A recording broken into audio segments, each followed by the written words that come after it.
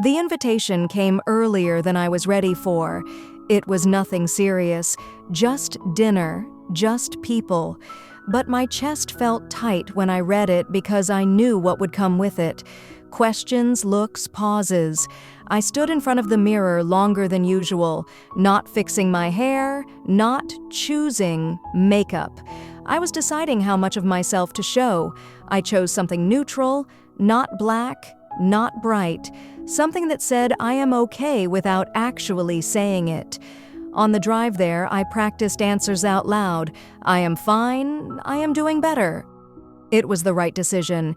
Each red light gave me time to repeat them until they sounded believable. When I arrived, I stayed in the car for a moment, hands on the steering wheel. Breathing slowly, I reminded myself, this was just dinner. Inside the house smelled familiar. Food perfume. Memories. People smiled when they saw me. Their hugs were careful, like they were holding something fragile. No one said his name, which felt kind and strange at the same time. The first question did not come from across the room. It came quietly, from a woman standing next to me in the kitchen.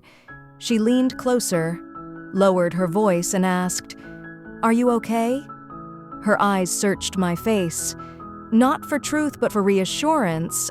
I nodded, because nodding was easier than opening my mouth. She smiled, relieved, as if my answer had helped her more than me.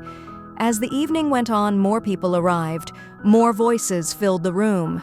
Everyone talked about normal things, work, children, plans. I laughed when I was supposed to, smiled when someone looked at me. Someone said, "You look strong." I wondered when strength became something people decide for you. Another woman pulled me aside later. She did not ask how I was. She said, "At least it is over now." I agreed, because correcting her would have taken energy I did not have. What I wanted to say was, it is not over, it is just quieter. But that kind of truth does not fit into small conversations. Women know this. We learn early. We learn how to protect a room, how to keep things comfortable, how to carry our pain quietly. The loud questions are easy. How are you? What happened? Are you seeing anyone? The quiet questions stay inside. Do you miss him? Do you miss yourself? Are you lonely even when you are not alone? No one asks those because they do not know what to do with the answers. I watched the women around the table. Some married, some divorced, some pretending they were not thinking about either.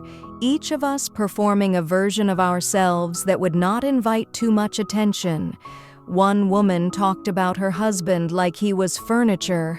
Always there, never noticed. Another joked about being single again. Her laugh stayed a little too long. I realized something. Then, divorce does not separate women. It just rearranges the silence between us. We all carry something, we just hide it in different places.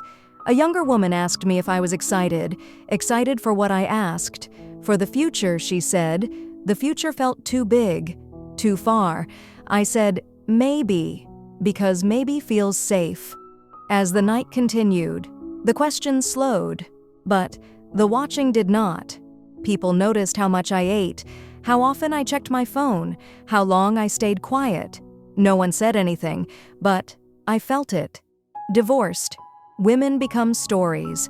Even when they are standing in the room, I excused myself, went to the bathroom, closed the door. The quiet was immediate. I looked at myself in the mirror and tried to see what they were seeing. I saw someone holding herself together. Very carefully, I splashed water on my face. Took a breath, practiced my neutral expression. When I went back, the conversation had moved on.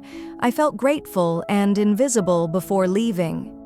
The woman from the kitchen hugged me again, this time tighter. She whispered, "If you ever need to talk," I thanked her, knowing I probably would not. Talking requires choosing words, and I still did not know which ones belonged to me. Driving home, I replayed the night, not the conversations, but the spaces between them, the pauses, the looks, the questions that stayed unasked. I realized the hardest part of divorce is not losing someone. It is learning how to exist when everyone thinks they already understand your story. At home, I took off my shoes, sat down. The silence felt honest again, no expectations, no performances, just me. And the questions I never answered. I wondered if one day I would say the truth out loud, or if it would always live quietly. Between polite smiles and careful nods, I turned off the light and let the questions stay where they were. Some things do not need to be spoken to be heavy.